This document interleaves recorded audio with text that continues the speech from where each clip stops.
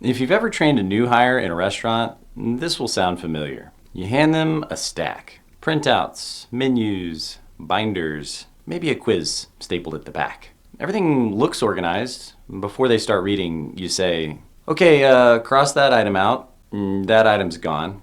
This recipe changed last month. The ink is dry, but the information already isn't. Printed materials aren't lazy. They exist because restaurants want structure. They want new hires to have something tangible, something to study, something to reference. So menus get printed, descriptions get typed out, and packets get assembled. It feels organized, at least at first. Printed menus don't just live on tables. They become training materials, study guides, cheat sheets. New hires highlight items, circle descriptions, make little notes all over the margins. And trainers say things like, this part's outdated, just remember it this way instead.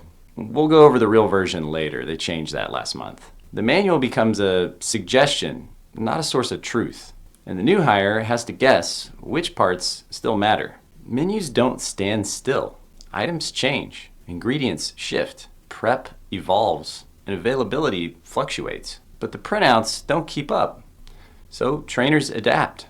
Just ignore that section. We don't do it that way anymore. I'll explain what's different, not because they're careless, but because the static format just can't keep up. Then there's the quiz. Printed questions, handwritten answers, multiple copies, all handed out.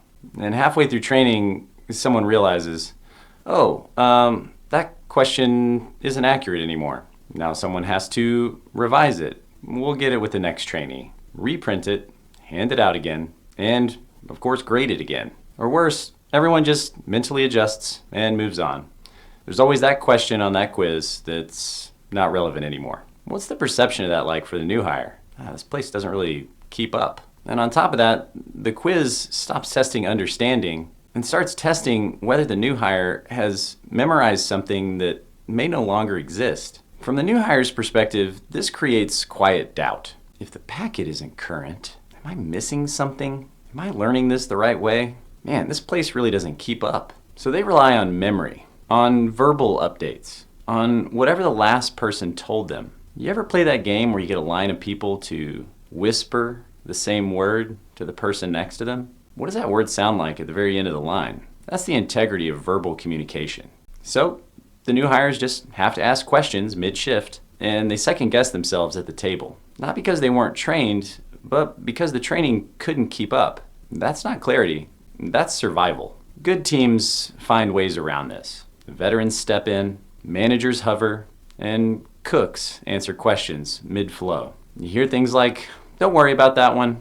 You ring it in like this. Just ask me if they order it. It works, but only because people are doing extra work to compensate for a system that's fallen behind. Printed training materials aren't bad, they're just static. And when knowledge is static, in an environment that never is, people end up carrying updates in their heads. Heads that could be full of a whole lot more useful information. Next step's a service. Hospitality wins. That's fragile. It's expensive, and it's exhausting. Training shouldn't start by crossing things out. It shouldn't rely on memory patches and verbal overrides. And it shouldn't decay the moment the materials are printed.